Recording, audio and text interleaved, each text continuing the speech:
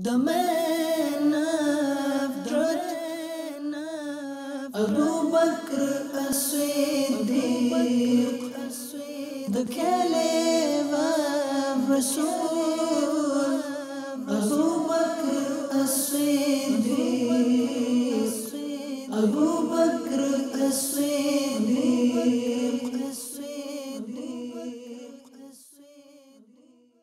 Alhamdulillahi Rabbil Alameen, wassalatu wassalamu ala Sayyidil Mursaleen. Amma ba'd, fa'a'udhu billahi minash shaitanir rajeem. Bismillahir Rahmanir Rahim. Assalatu wassalamu alayka ya Rasulallah, wa ala alika wa ashabika ya Habiballah.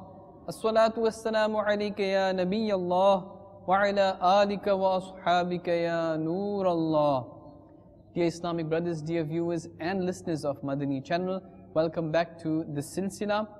Inshallah ta'ala, we will gain more information about the blessed life of Sayyidina Umar al-Farooq al-Azam radiyallahu ta'ala anhu, who was the second Khalifa of Islam, the second successor in fact of Rasulullah sallallahu ta'ala alayhi wa alihi wa sallam.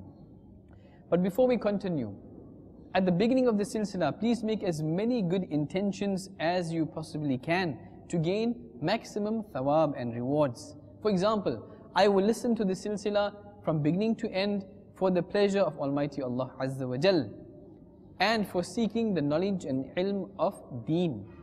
I will note down whatever important points are contained therein and try to practice upon them. I will try to encourage them to my family members, my spouse, my children, my society. In this manner, whatever other good intentions you can make, please make them now to gain maximum rewards, insha'Allah ta'ala.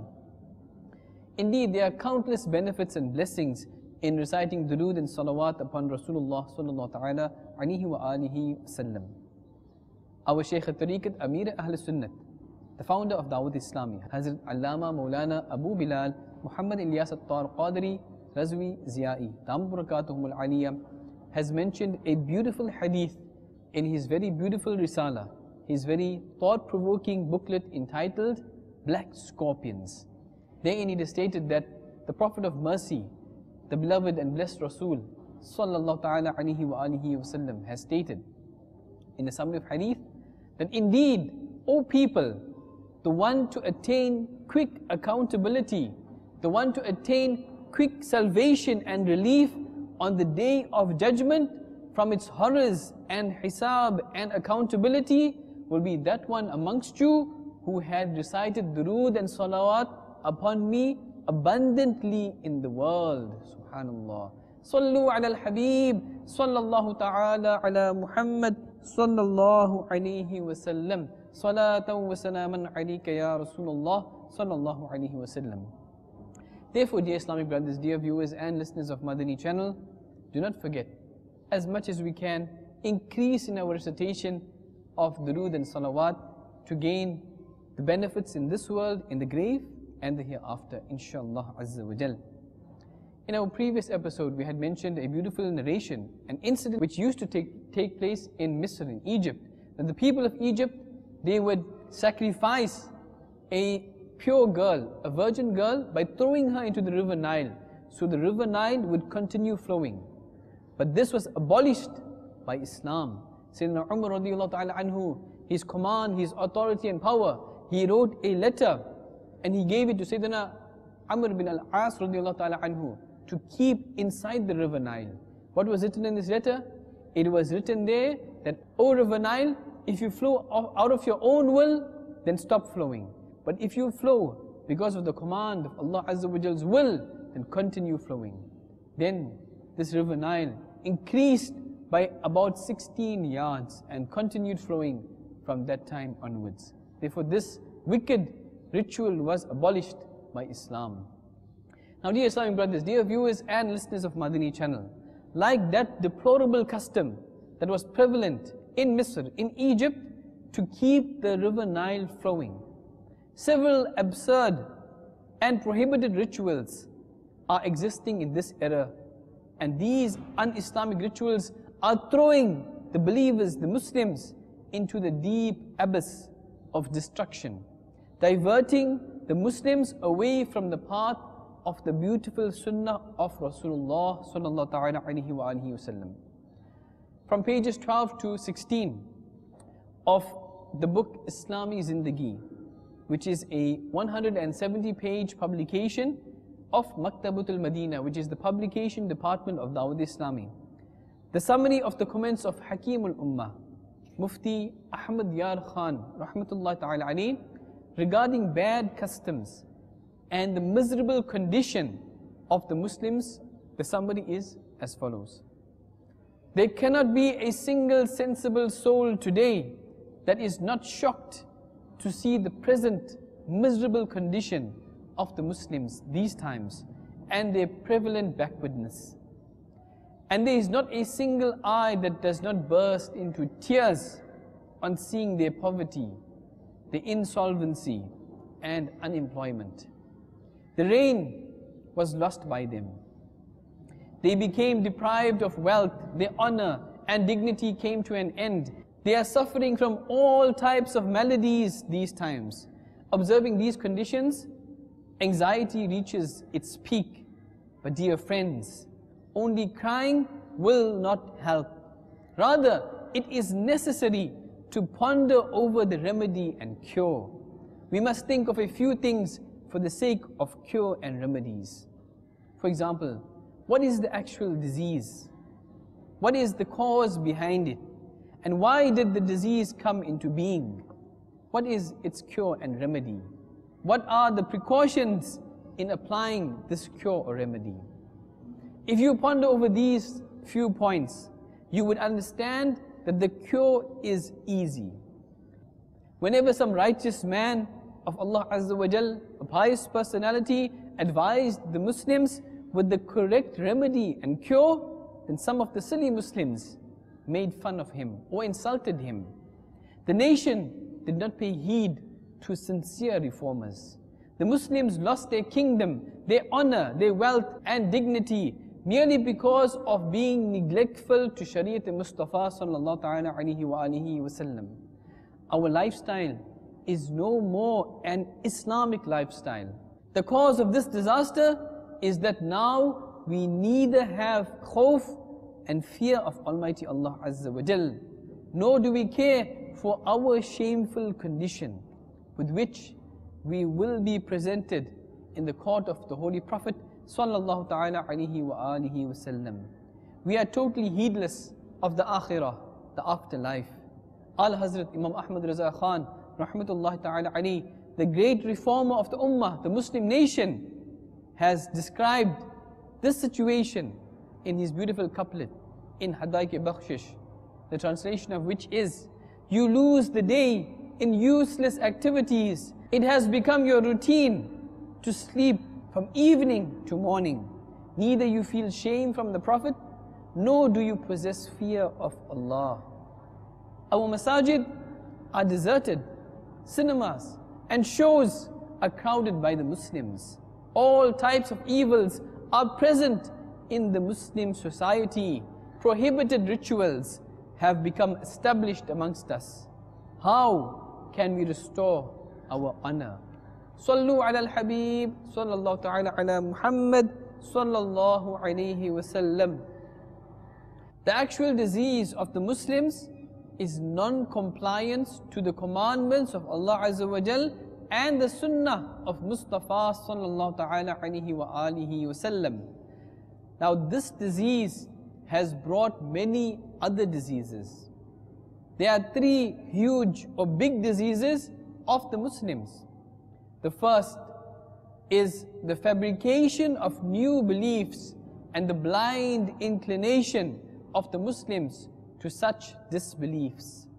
Second is mutual conflicts, enmities and prosecutions amongst the Muslims.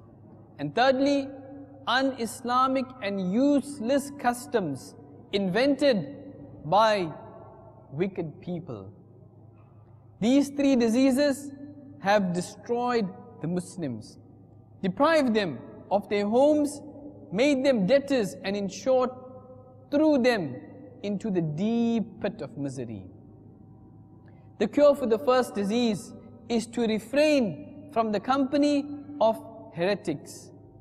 Adopt the company of that Sunni scholar, that Sunni alim, by virtue of which your devotion, your obedience towards the beloved Rasul sallallahu ta'ala alayhi wa alihi wasallam may become strong, may fortify, and the spirit of compliance of the Sharia, the Islamic sacred law, may be strengthened.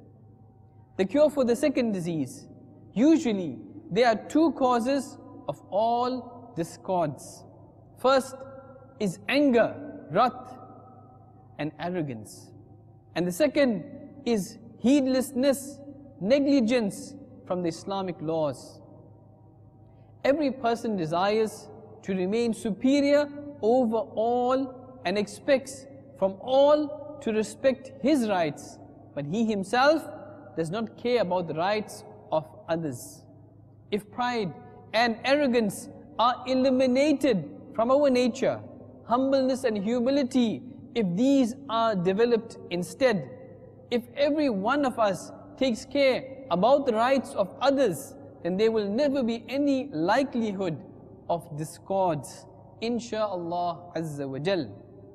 And the third disease in the Muslim society is the cancer of ruinous rituals that are practiced at different occasions, from the birth of a child till death, which have weakened the economics of the Muslims.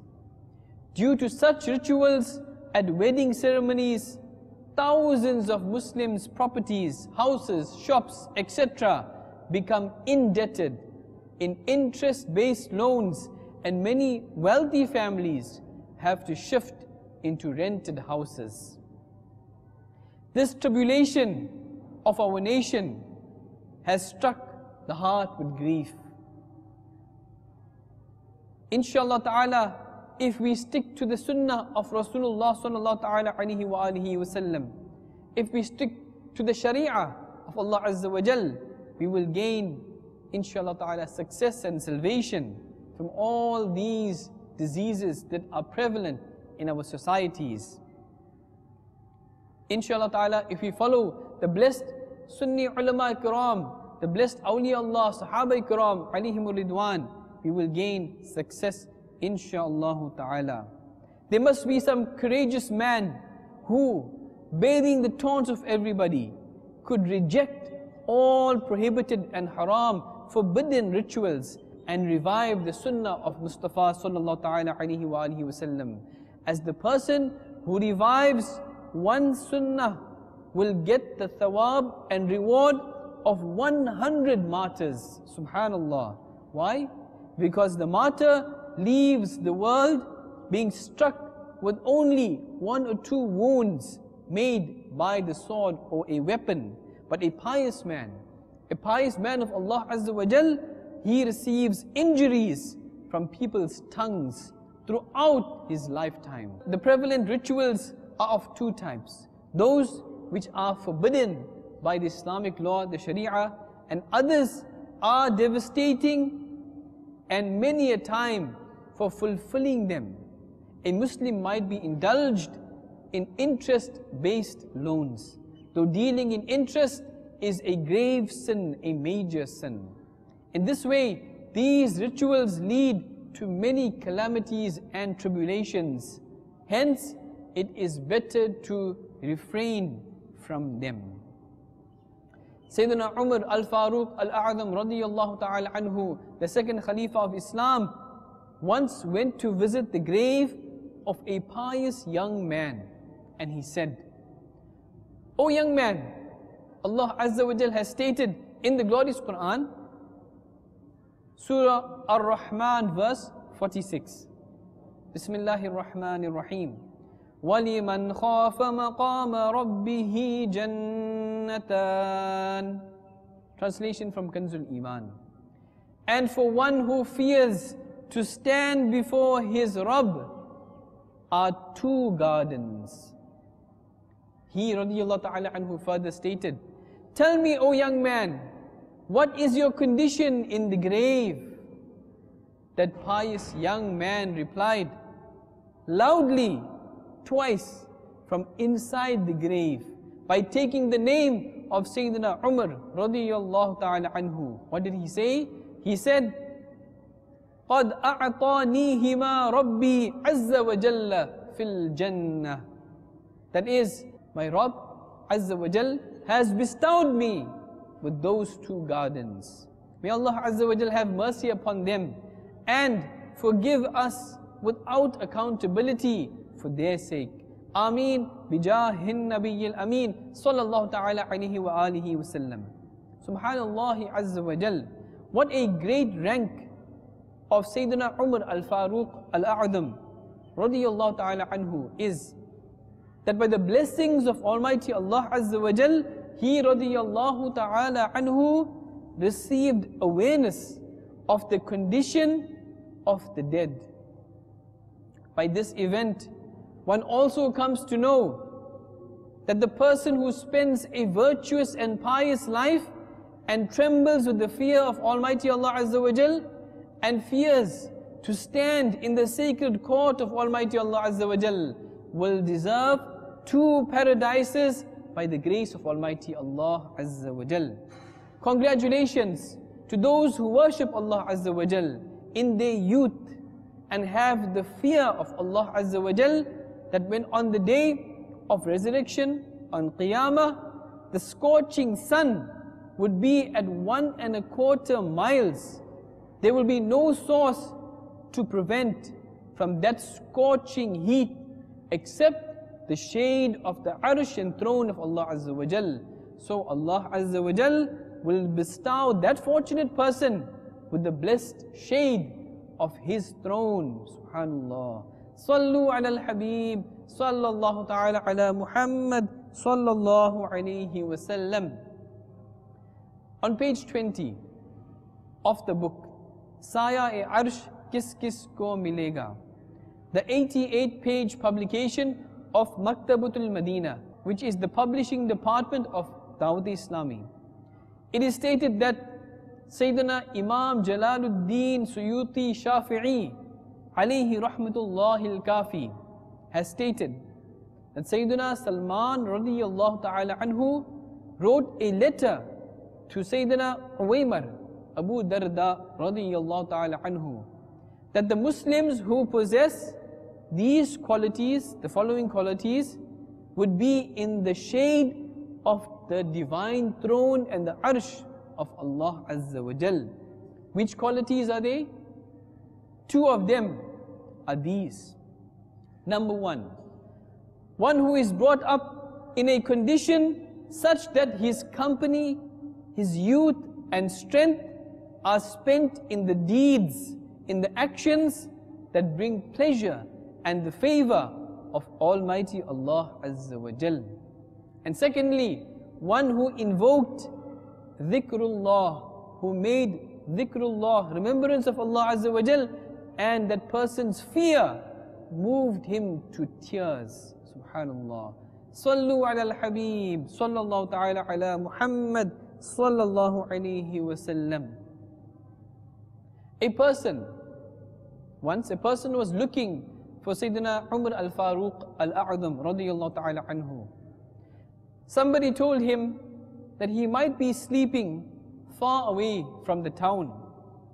That person left the town and reached the suburb to look for him, and finally found Sayyidina Umar radiyallahu ta'ala anhu, who was sleeping on the ground, resting his blessed head over his whip. The person took out his sword to attack Sayyidina Umar radiyallahu ta'ala anhu, but all of a sudden, two lions appeared from the unseen and rushed towards this person. Seeing this horrible scene, he screamed out of fear and terror. Sayyidina Umar radiyallahu ta'ala anhu awoke due to the noise of his terrifying scream. The person stated the entire incident and embraced Islam on the hands of Sayyidina Umar radiyallahu ta'ala anhu.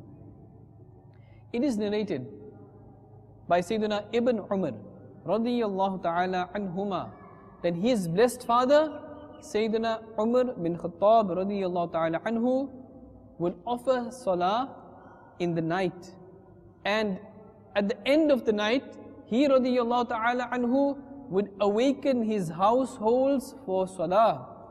Then he radiyallahu ta'ala anhu would recite this verse. Bismillahir Rahmanir Rahim. وَأْمُرْ أَهْلَكَ بِالصَّلَاةِ وَاصْطَبِرْ عَلَيْهَا لَا نَسْأَلُكَ رِزْقًا نَحْنُ نَرْزُقُكَ وَالْعَاقِبَةُ لِلتَّقْوَى. Translation from Kanzul Iman. And command your household to establish prayer, and yourself be steadfast on it. We do not ask any sustenance from you. We will provide you sustenance, and the excellent result is for piety. Read and listen to another narration of Sayyidina Umar al-Farooq al-Azam radiyallahu ta'ala anhu, taking care of others for offering salah. We should make up our minds to act upon this accordingly. Once Sayyidina Umar al-Farooq al-Azam radiyallahu ta'ala anhu did not find Sayyidina Sulaiman Abi Hasma radiyallahu ta'ala anhu in the Fajr Salah. Sayyidina Farooq al-Azam radiyallahu ta'ala anhu headed toward the marketplace. The home of Sayyidina Sulaiman radiyallahu ta'ala anhu was on the way. He radiyallahu ta'ala anhu visited his mother, Sayyidatuna Shifa radiyallahu ta'ala anha, and said that Sulaiman Abi Hasma was not present during Salatul Fajr. She said, he kept offering nafil and optional salah the entire night and then slept in the end. Sayyidina Farooq al-Azam radiyallahu ta'ala anhu said, to me, offering Salatul Fajr with Jama'ah, with the congregation, values more than offering Nawafil and optional Salah the entire night. Dear Islamic brothers, dear viewers and listeners of Madani channel, have you noticed that Sayyidina Umar radiyallahu ta'ala anhu visited his home to get this information? It was also learnt that if Salatul Fajr is at risk due to offering Nawafil and optional Salahs the entire night, or participating in the gathering of dhikr or naat, or a sunnah inspiring ijtima', then it is absolutely necessary, in order to perform Salatul Fajr with the Jama'ah in congregation, one should avoid those mustahab acts. Dear Islamic brothers, dear viewers and listeners of Madani channel, may Allah Azza wa Jal, for the sake of Rasulullah sallallahu ta'ala alayhi wa alihi wa sallam, for the sake of Sahaba-e-Kiram alayhim ridwan, for the sake of all awliya Allah rahimahumullah ta'ala, may Allah Azza wa Jal grant us the enthusiasm to practice the blessed sunnah lifestyle of Rasulullah sallallahu ta'ala alayhi wa alihi wa sallam. May Allah Azza wa Jal grant us the ambition, the enthusiasm to establish our salah in our lives, to establish the sacred sharia, Islamic sacred law of Allah Azza wa Jal and Rasulullah sallallahu ta'ala alayhi wa sallam in our lives, and do the same for our households. Ameen. Bijahin Nabiyyil Ameen sallallahu ta'ala alayhi wa alihi wa sallam. Sallu ala al-Habib sallallahu ta'ala ala Muhammad sallallahu alayhi wa sallam. The man of truth, Abu Bakr as-Siddiq, the Caliph of Rasul. Abu Bakr as-Siddiq, Abu Bakr as-Siddiq.